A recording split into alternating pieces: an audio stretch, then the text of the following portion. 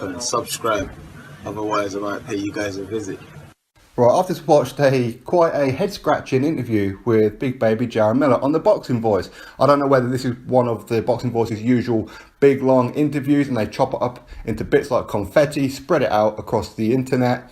Why? For more views. I don't know if that's the case. But anyway, this particular one that they've done with Miller, Ness asked him about Dillian Whyte.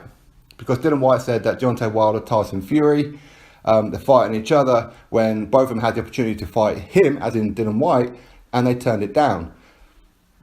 Deontay Wilder's been turning down Dillian Whyte for a long, long time, even though he's the #1 WBC. So, and massive money as well. The latest one was $8 million, and he turned it down. Tyson Fury said that he wasn't ready for that kind of level fight against someone like Dillian Whyte. He wanted a few journeyman to ease himself back in after all that time out of the ring, all the weight gain and all that kind of stuff. But then he turns around and then accepts a fight with Deontay Wilder. So unless Tyson Fury sees Deontay Wilder as some kind of journeyman or bum kind of level, it's a bit of a head scratcher. So anyway, that's why Dillian Whyte said that. So he considered them two as ducking him, which ultimately I suppose they have, right? But what's interesting though is that Miller said that Dillian Whyte, he needs to sit down and go eat some jerk chicken or something. I think that's what he said. I'm not even too sure what the hell jerk chicken is. But he said that Dillian Whyte turned down fights himself, such as Kubrat Pulev. Now, for those who don't know the story, I'll give you guys a quick overview of it. And you guys might be scratching your head also as to why Big Baby Jarrell said this. Now, I like Miller. I think he's funny. He's a good fighter. He's a problem for any heavyweight right now. And he's good for boxing. I like him. Ultimately, I love to see Dillian Whyte versus Jarrell. First of all, Miller has turned down Dillian Whyte on numerous occasions. Okay, so there's that first one. But going back to the whole Kubrat Pulev one, so that's the bit that really stuck out in this interview with me, is that Miller said that Dillian Whyte turned down Kubrat Pulev. Of all the people in the world to say that, Miller said that. So, the backstory of that is Dillian Whyte was given an opportunity to fight Kubrat Pulev, just like Hughie Fury is right now, for the IBF mandatory position, the title or one of the titles that Anthony Joshua holds. Dillian Whyte would have got 25% and had to go to Bulgaria to become mandatory. So first of all, that 25% for me is gash, considering that Dillian Whyte is ranked higher than Kubrat Pulev across all sanctioning bodies. As the first one, so therefore Dillian Whyte shouldn't have only got 25%. It should have been minimum 50-50, but this is the IBF for you. Now, within that 25%, due to the purse bid, Dillian Whyte would have only got about 300 grand. So 300 grand to go to Bulgaria as well, and to fight Kubrat Pulev in a dangerous fight, let's be real, for mandatory position that he doesn't need. Okay, he's #1 in the WBC and he's ranked high enough to be fighting Joshua anyway, and guaranteed a fight with Joshua at some point anyway, because Joshua wants Dillian Whyte wants Joshua, Eddie Hearn wants that fight also, the British boxing fans want that fight, massive super fight. Now, he turned down Pulev because he doesn't need to be mandatory. 300 grand for what? There was no point to it. But he didn't just do that and then go fight some Joe Bloggs. No. He went in there and he fought Joseph Parker. Joseph Parker, who'd only lost one fight, which happened to be the fight before against Anthony Joshua, being the first person to go the distance with Anthony Joshua in a unification heavyweight title fight. Joseph Parker was the WBO World Heavyweight Champion. He lost that fight on the distance, and people like Wilder and Miller said that they felt Joseph Parker won that fight.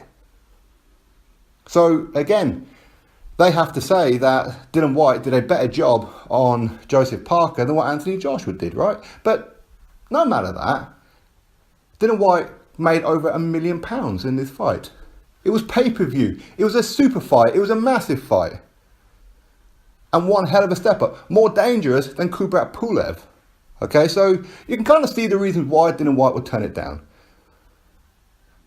For a mandatory position he didn't need, 300 grand to go to Bulgaria, and he's already guaranteed a fight with Anthony Joshua anyway. He's already #1 in the WBC, and for the fact that he had a big fight against a bigger, better opponent in Joseph Parker for a hell of a lot more money.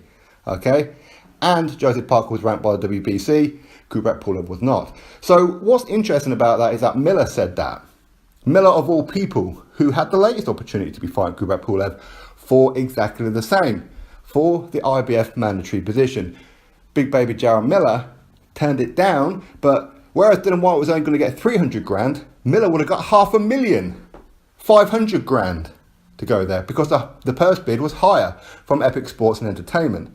So Miller was going to get about 200 grand more than what was offered originally to Dillian Whyte. But yet, Jarrell Miller turned down 500,000.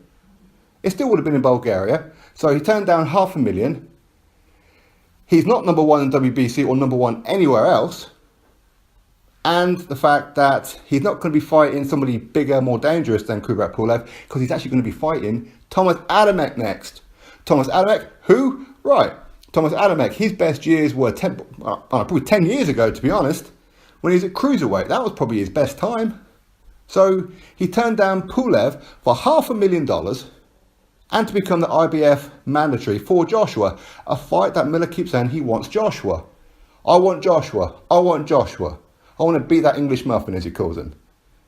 But yet, Miller, you had the ideal opportunity here to fight Anthony Joshua. All you had to do was go to Bulgaria, get your $500,000 and become the IBF mandatory. Joshua cannot turn you down. This fight would have happened. But you said, no, I don't want to go to Bulgaria.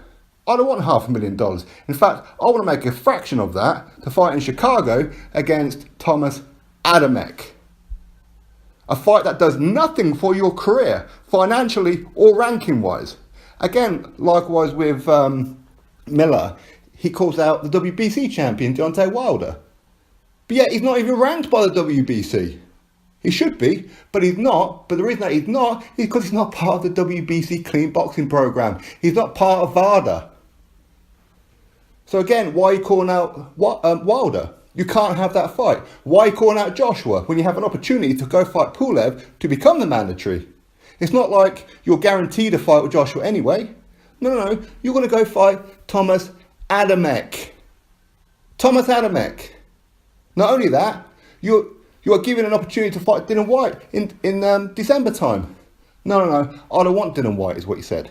I want Manuel Charr. Manuel Charr, the WBA regular heavyweight champion. It is a world champion, on paper at least, anyway. It is a legitimate world title.